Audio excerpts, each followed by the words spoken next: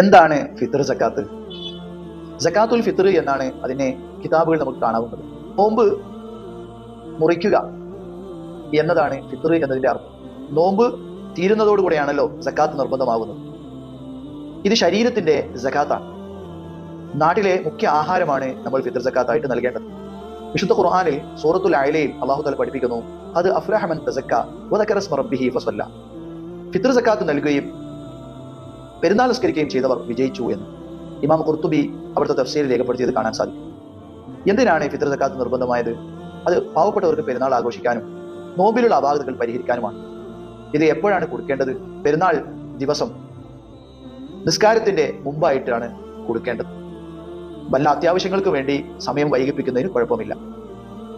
പെരുന്നാൾ ദിവസത്തെ ആരംഭത്തിലും റമദാനിന്റെ അവസാനത്തിലും ജീവിച്ചിരിക്കുന്ന പ്രായപൂർത്തിയും ബുദ്ധിയുള്ള ആളുകളാണ് ഇത് നൽകേണ്ടത്. ഏകദേശം ആളുകളൊക്കെ ഇത് നിർബന്ധമായ ആളുകളാണ്. പെരുന്നാളിന്റെ അന്ന് ആവശ്യമായ ഭക്ഷണം, വസ്ത്രം, പാർപ്പിടം, കടം കഴിച്ച് മിച്ചമുള്ള എല്ലാവരും ഫിത്ർ സക്കാത്ത് നൽകണം.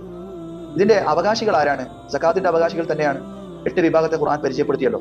അതിൽ ഫക്കീർ, മിസ്കീന്, കടം കൊണ്ട് വലഞ്ഞവർ, വഴിയാത്രക്കാർ, പുതുമുസ്ലിമീങ്ങൾ, ഇത് നമ്മുടെ നാട്ടിൽ എത്തിക്കപ്പെട്ട അവകാശികളാണ്. അവർക്കാണ് നൽകേണ്ടത്. എത്രയാണ് നൽകേണ്ടത്?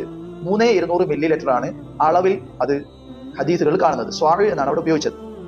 എന്നാൽ തൂക്കത്തില് വ്യത്യസ്ത അരികൾക്കനുസരിച്ച് 2600 മുതൽ ഏകദേശം 3 കിലോ വരെ അത് വരുന്നുണ്ട്. അതിൽ ഏറ്റവും സൂക്ഷ്മതയുള്ളത് 3 കിലോ നൽകലാണ്.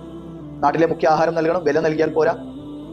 സക്കാത്ത് കൊടുക്കുന്ന സമയത്ത് ഇബാദത്തായതുകൊണ്ട് തന്നെ അത് നിയ്യത്ത് വേണം. ഇത് എന്റെ ഫിത്ർ സക്കാത്താണ് എന്ന് മാറ്റിവെക്കുമ്പോഴോ അത് നൽകുമ്പോഴോ നിയ്യത്ത് ചെയ്യാം. മറ്റൊരാളെ ഏൽപ്പിക്കുകയാണെങ്കിൽ അവരെ എല്ലാം കൂടി ഏൽപ്പിക്കാം. നിയ്യത്ത് വെക്കാനും നൽകാനും ഒക്കെ ഏൽപ്പിക്കാം. പ്രവാസികളായ ആളുകൾ അവിടെ തന്നെയാണ് കൊടുക്കേണ്ടത്. ഓരോരുത്തരും എവിടെയാണോ ഉള്ളത് അവിടെയാണ് ഫിത്ർ സക്കാത്ത് നൽകേണ്ടത്. എന്നാൽ അവിടെ നൽകാൻ അവകാശികൾ ഇല്ലെങ്കിൽ അടുത്ത സ്ഥലങ്ങളിലേക്ക് നൽകാവുന്നതാണ്. അള്ളാഹുവിന്റെ നിയമങ്ങൾ പാലിച്ചുകൊണ്ട് കൃത്യമായി അത് നിർവഹിക്കാൻ നമ്മെ അള്ളാഹു അനുഗ്രഹിക്കട്ടെ.